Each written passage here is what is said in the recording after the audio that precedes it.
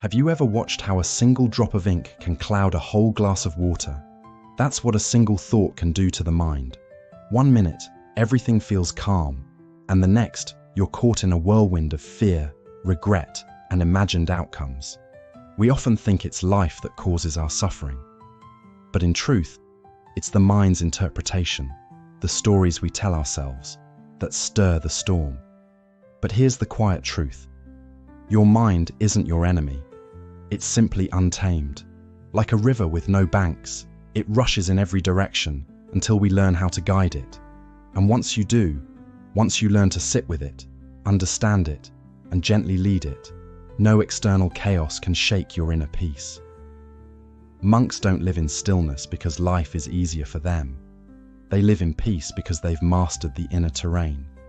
Their strength comes not from escaping difficulty, but from facing it with a silent mind, one that doesn't flinch. What you're about to discover isn't an escape from the world. It's a way of standing in the middle of it all, unmoved, with a mind that no longer reacts, but simply sees. 1. The mind is the starting point of everything. In Buddhist thought, the mind isn't just a part of your experience. It is the canvas on which your entire life is painted. Every feeling you've ever had, every action you've taken, began as a thought. And those thoughts? They're the architects of your reality. The Buddha once taught that our lives are shaped by the thoughts we carry. If those thoughts are rooted in fear, anger, or anxiety, the world will seem like a battlefield. But when your thinking is grounded in stillness and compassion, life, even in chaos, feels manageable. Ever wonder why two people can face the same challenge, yet respond so differently? One reacts with panic, the other with grace. The situation is the same, but the mindset is not.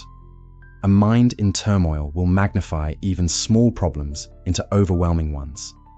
But a calm mind? It turns obstacles into opportunities for growth.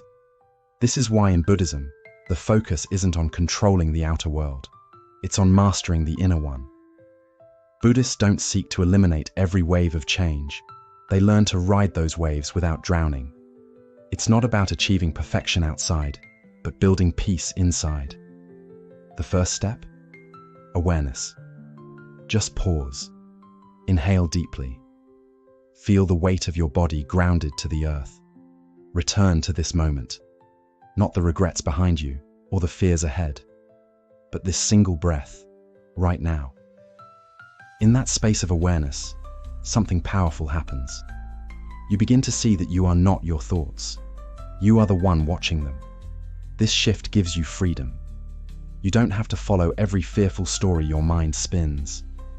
You can choose a different path, one of clarity, of stillness, of trust. So don't exhaust yourself trying to fix the external world. Focus instead on training the mind. Like a muscle, it gets stronger with daily attention. And with patience and practice, that calm becomes your natural state. Then, even when life gets noisy, you'll carry silence within. And that silence, that's where your strength lives. Second, release what was never yours to control. Imagine trying to hold the wind in your hands. The tighter you squeeze, the more it slips away. That's what it's like when we try to control life. You try to shape how others behave, predict the future, or prevent imagined disasters. And in the process, you wear yourself down. This constant effort to micromanage reality doesn't create peace, it creates pressure. And while it may come from a place of love or fear, the result is the same: anxiety, fatigue, and emotional chaos. One of the most profound teachings in Buddhism is this: everything changes. People leave, plans fall apart, emotions rise and fade. The mind itself shifts from joy to sorrow, from clarity to confusion, like weather passing through the sky. So when we cling to things as if they're unchangeable, we suffer. Worry is often your mind trying to hold on to a sense of control, a desperate attempt to feel safe in a world that guarantees nothing. But here's the truth: most things are simply not up to you. You can't control someone else's feelings. You can't predict every outcome. You can't even fully control your own thoughts without training. But what you can control is how you respond. You can choose your attitude. You can choose your presence. You can choose to be rooted in balance even when the world feels unsteady. Letting go doesn't mean you stop caring. It means you stop gripping life so tightly that it hurts. You act with intention, but you release your attachment to how things must unfold. Try asking yourself this gentle question: is this mine to carry? If not, let it fall. If it is, tend to it with care, and then let the outcome go. Picture holding a burning rope. The longer you hold on, the deeper the pain. But the moment you release it, healing begins. That's the gift of surrender. Buddhism isn't about controlling the storm. It's about learning to rest in the center of it. So when you're hurt, let go of vengeance. When plans unravel, let go of resistance. When life surprises you, let go of the script. Because freedom isn't found in forcing life. It's found in flowing with it. On the other side of letting go, you'll find something far greater than control. A quiet, powerful peace. 3. Return to the present moment. Most of our pain doesn't come from this moment. It comes from leaving it. Your mind jumps from future fears to past regrets, dragging you through storms that don't exist right now. You replay mistakes. You imagine worst-case scenarios. And all the while, the only place peace could ever be, the present, is missed. Buddhism reminds us of a simple but life-changing truth. Now is all you ever have. The past, gone. The future, unknown.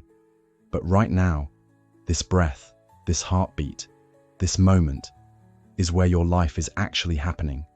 But most of us are not fully here. We eat distracted, walk without noticing, speak without listening. Our bodies are present, but our minds are scattered like leaves in the wind. This disconnection creates restlessness and discontent. But when you return to the now, truly return, the entire experience of life changes. You begin to notice the way sunlight feels on your skin, the rhythm of your breath, the flavor of a single sip of tea. Ordinary moments become sacred, and suffering begins to soften. Presence doesn't mean every moment is pleasant. It means you meet life as it is, without judgment or escape. If you're grieving, be with the grief. If you're happy, savor it. If you're uncertain, breathe into that space. You don't need a monastery or meditation cushion. You only need this moment. Washing dishes, driving in silence, sitting with your breath. These are all doorways back to now. And here's what's profound. The moment itself is rarely as heavy as your thoughts about it. Most of the weight comes from mental noise. But in stillness, that noise fades. And what's left is simple and peaceful. So slow down. Feel your feet on the earth. Breathe in what is. Because when you stop chasing after what was or what might be, you arrive in what always was waiting for you. Peace, right here, in the present. 4. Be the witness, not the sponge. Observe without absorbing. Have you ever walked into a chaotic room and, without meaning to, walked out carrying all its energy with you? That's what happens when we absorb the world instead of simply observing it. In Buddhist thought, the mind is like a clear, still lake. Thoughts, emotions, external noise. These are just ripples on its surface. But the lake itself? At its core, it remains still, undisturbed. The problem is, most of us don't stay in that stillness. We leap into every ripple. We let the noise pull us under. Someone criticizes you. A plan collapses. A message hits you the wrong way. And instantly, your peace evaporates.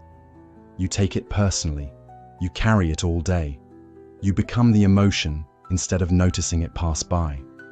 But here's the truth. You are not every wave that passes through your mind. You are the water beneath. You are not your anger, your frustration, your fear. You are the awareness that sees them. This is the heart of non-attachment, not pushing feelings away, but watching them without getting caught. It's not about being numb or uncaring. It's about freedom. The freedom to witness without being owned by the moment. Think of it this way. Your mind is a sacred home, thoughts and emotions. Just visitors. Some arrive loudly, some quietly. Some make you smile, others stir your sadness. But you are the host. You decide who stays, who simply passes through, and who gets no attention at all. Next time something triggers you, pause. Don't react. Don't speak. Just watch. Close your eyes. Name what you feel. This is frustration. This is fear. No judgment. Just notice it and breathe. Like clouds drifting across the sky, emotions move when we don't chase them or hold them down. This skill doesn't make you distant. It makes you powerful. Someone might try to provoke you, but you remain grounded. Life might throw noise at you, but your silence within becomes immovable. You become the stillness inside the storm, the eye at the center of the hurricane, present, aware, untouched. When you live like this, you stop collecting emotional baggage from every passing drama. You stop reacting to every sharp word, every shifting circumstance. You simply see and let go. Remember, you are the sky, and your thoughts, your emotions, even the chaos of life, they are just the weather. Let them come, let them pass. But never forget, you are the sky. And when you stay rooted in that awareness, no one and nothing can steal your peace. 5. Repetition is power. Train your mind like a monk. Peace is not something you stumble into when life finally behaves. It's not found in a perfect day, a quiet room, or an escape from problems. True peace, the kind that lasts, doesn't come from life getting easier. It comes from your mind getting stronger. And that strength? It's built through repetition. In Buddhism, the mind is seen as a tool, brilliant but wild. Left untrained, it runs in circles. It chases fear, clings to outcomes, spirals into regrets, and creates chaos where there is none. But when you train it, patiently and consistently, it becomes your greatest ally. Just like a muscle, the mind becomes resilient with practice. It becomes calm not by accident, but by design. Think about it. No one builds physical strength by lifting weights once. No one becomes a great musician by practicing randomly. And no one finds lasting peace through a single deep breath on a stressful day. Real change happens through daily repetition. Small actions, done over and over, that slowly reshape the way you see and respond to the world. This is why Buddhist monks wake up before sunrise and meditate every morning. Not because they feel like it every time, but because they know something powerful. What you do consistently becomes who you are. So how can you start training your mind? You don't need hours of silence or a mountain temple. You just need a few minutes and a little intention. Start with this. Sit quietly each morning, even just for 5 minutes. Close your eyes. Breathe. Watch your thoughts arise and let them go without following. At first, it'll feel difficult. Your mind will wander. You'll think about tasks, worries, random things. That's okay. The goal isn't to stop thinking. The goal is to notice and gently bring your attention back. That returning again and again is the training. You can also build rituals into your day. Repeat a calming phrase like, "I am here, I am calm." Pause before reacting when someone upsets you. Take 3 conscious breaths when you feel overwhelmed. Write 1 insight or gratitude each night. These tiny habits may seem insignificant, but repeated daily, they create new neural pathways. Over time, your reactions soften, your attention deepens, your mind learns to rest, not race. And remember, the goal is not perfection. Some days you'll forget. Other days, your mind will feel restless or noisy. That's not failure. It's part of the process. The power is in returning, again and again. Every time you come back to your breath, to the present, to your intention, you strengthen your inner stability. Let me give you a picture. Imagine 2 people. One meditates once a month, usually when things go wrong. The other meditates for 10 minutes every morning, no matter what. When life throws them both into a storm, who stands stronger? The one who trained for it, the one who built peace before it was needed. Because here's the truth, you don't train for peace when everything is calm. You train so that when the storm comes, you are already rooted. It's like building a shelter before the rain. So don't wait for life to quiet down.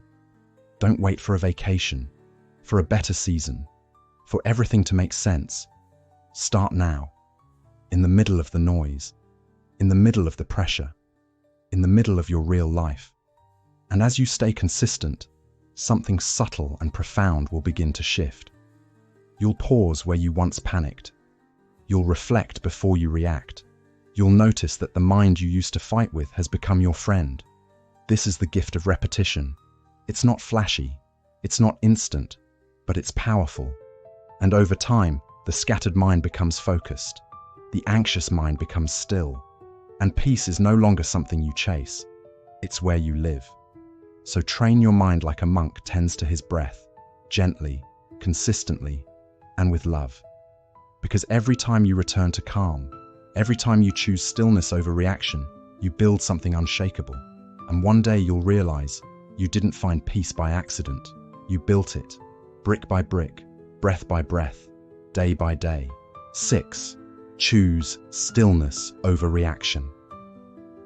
In a world that constantly provokes you, stillness is no longer just a virtue. It's a rare form of power. People will interrupt your peace. Situations will not unfold the way you planned. Expectations will be broken, and emotions will rise. But what separates those who suffer from those who stay grounded is not the storm outside. It's the silence within.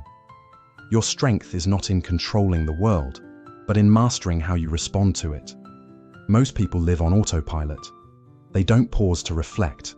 They simply react. A rude comment triggers an insult. A delay sparks frustration. A disappointment breeds self-doubt. Without realizing it, their inner world is tossed around like a boat in rough waters. They become prisoners to every emotional wave, every external trigger, every flicker of discomfort. And the irony is, they think they're expressing power, but they're actually surrendering it. Buddhism flips this thinking entirely. It teaches us that peace is not found in controlling outcomes, but in controlling our reactions. The Buddha once said, "You will not be punished for your anger. You will be punished by your anger." That's the hidden cost of reactivity. Every time you lash out, panic, or overthink, it's not the world that suffers, it's your own mind that burns. And that burn leaves a scar. But stillness, that's different. Stillness is not weakness. Stillness is not doing nothing. Stillness is making a conscious choice to remain centered when everything around you demands chaos. Imagine someone trying to provoke you. Maybe they criticize you unfairly, twist your words, or question your worth. Your ego jumps up, ready to defend itself. But you don't. You breathe. You feel the impulse, but you don't act on it. That single pause, so small, shifts everything. Stillness confuses people. It disrupts the usual script. When someone expects a fight and you offer peace, they are forced to confront themselves. And more importantly, you protect your peace. You no longer hand over your emotional energy like it's free. You become the one who decides what enters your mind and what doesn't. Stillness is walking away from gossip, even when you're tempted to listen. It's choosing silence over proving your point. It's taking a deep breath when your plans collapse. It's allowing others to misunderstand you without chasing after their approval. It's trusting that clarity doesn't always need to be shouted. That truth, eventually, reveals itself. But here's the challenge. How do you hold on to stillness in a world that feeds on reaction? You train for it. Not just once, but every day. Through mindful breathing, through meditation, through small, quiet choices when no one is watching. Over time, you stretch the space between trigger and response. In that space, you find wisdom, you find strength, you find freedom. You realize that you don't have to attend every argument you're invited to. You don't have to explain yourself to those who aren't listening. You don't have to fight battles that don't belong to you. Stillness doesn't mean you stop feeling. It means you stop being ruled by what you feel. You still get angry, but you don't let anger drive the wheel. You still feel fear, but you don't let it write your script. You acknowledge the storm, but you don't become it. That's mastery. Picture a candle in the wind. If you expose it to every gust, the flame weakens, flickers, and fades. But if you shield it, protect it, the light stays steady. Your inner peace is that flame, and stillness is the shelter that keeps it alive. So in moments of tension, ask yourself, is this reaction worth my energy? Is it helping or harming my peace? Will this even matter tomorrow? Most of the time, the answer will lead you back to stillness. And when it does, you'll notice something powerful. Your silence speaks louder than your reaction ever could. Your calm presence begins to ripple outwards, influencing others without saying a word. People start to wonder why you're so grounded. They ask how you stay so centered when the world is spinning. And the answer isn't magic. It's practice. It's awareness. It's choosing stillness. Not because it's easy, but because it's right. Stillness won't make life perfect, but it will make you stronger. So next time the world pokes at your peace, don't take the bait. Pause. Breathe. Choose presence over pride. Silence over shouting. Awareness over impulse. Because in that moment, you're not just staying calm, you're rising above. And in that space of stillness, you meet your truest self, the one the world can't shake. 7. Compassion creates inner peace. You can sit in silence for hours. You can train your breath, tame your thoughts, and master the art of focus. But if your heart is burdened with resentment, bitterness, or silent judgment, peace will remain out of reach. Because true peace doesn't come only from a still mind, it comes from a soft heart. That's why in Buddhism, the path to deep inner freedom doesn't end with discipline or meditation. It arrives at one final gate: compassion. In Buddhist teachings, this compassion is called Metta, the practice of sending loving kindness to all beings, not just to your friends, not just to the people who agree with you or make your life easier, but even to those who challenge your patience, disturb your peace, or have caused you pain. This, perhaps, is the most difficult lesson of all, and also the most freeing. Why is compassion so powerful? Because anger, no matter how justified it feels, is a cage. Resentment is like a toxin we carry around, hoping someone else will be poisoned by it. But in truth, it only clouds our own mind. Judgment may feel like control, but it actually robs us of clarity. When we hold grudges, we don't harm the person who hurt us, we harm ourselves. That's why forgiveness isn't about others deserving it. It's about you deserving peace. Every time you choose compassion over reaction, you step outside the cycle of suffering. You stop letting other people's ignorance decide your emotions. You become untouchable, not because no one tries to hurt you, but because you no longer carry their pain as your own. Let's bring this to life. Imagine someone lies about you. They insult you behind your back or try to damage your reputation. The instinctive response is to fight back, to expose them, to hold on to anger like armor. But Buddhism offers another lens. What if they're hurting too? What if their cruelty comes from their own inner chaos? A person at peace doesn't try to destroy others. They don't gossip, lie, or harm. Only the wounded do. That shift in perspective doesn't excuse their behavior, but it liberates you from it. Because now, instead of carrying their pain in your heart, you release it. You respond with wisdom. Maybe you walk away. Maybe you set a boundary. But you don't let hatred grow roots inside you. Compassion isn't weakness. It's courage. The courage to see past someone's behavior and recognize the pain beneath it. The wisdom to protect your energy without poisoning your heart. You can say no with love.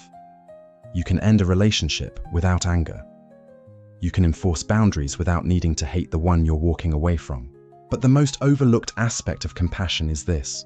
It's not just for others, it's for you too. So many of us carry guilt. We beat ourselves up over mistakes we can't undo. We replay moments we wish we could change. But here's the truth. Inner peace doesn't come from being flawless. It comes from forgiving yourself, from offering yourself the same kindness you'd offer a friend. That's why Buddhist monks begin many meditations with these words. May I be safe. May I be happy. May I be free from suffering. Then they extend that wish outward. May all beings be free from suffering, even those who have wronged me. This practice rewires the heart. It teaches us to live with an open hand instead of a closed fist. And slowly, something beautiful begins to happen. You stop needing to be right all the time. You stop defending yourself against every perceived threat. You stop living in a constant state of emotional armor. Instead, you walk with ease. You start to see people not as obstacles, but as fellow travelers, each with their own invisible wounds, fears, and struggles. And this softens you, not in a way that makes you weak, but in a way that makes you real, grounded, peaceful. That peace radiates. You notice you're no longer so reactive, that things which used to upset you now pass like clouds, that instead of judging, you pause. Instead of attacking, you understand. You don't always agree, but you don't have to hate either. And the peace you feel isn't just yours, it spreads. People around you feel it. They feel safer. They let their guards down. Your energy becomes healing, even if you say nothing. You become the kind of person who brings calm into chaotic rooms, who offers gentleness in a hardened world. So remember this, no meditation technique, no spiritual book, no breathwork practice is complete without compassion. Because compassion is the bridge between your mind and your heart. It's the seed of peace, not only within you, but in every space you enter. Choose compassion, not because it's easy, but because it sets you free. Because it breaks cycles of suffering. Because it teaches you to love without fear and live without hate. In a world drowning in noise and division, be the person who brings warmth, the one who listens, who forgives, who uplifts. Because the most powerful heart isn't the one that beats the loudest. It's the one that loves when it's hardest to. That's where true peace lives, not just in your mind, but in the way you treat yourself and others. Conclusion. So here's the truth most people never hear. Peace isn't found on a mountaintop. It's not waiting at the end of your goals or hiding behind a perfect life. It's something you build moment by moment through every choice you make. When you choose compassion over judgment, stillness over reaction, forgiveness over resentment,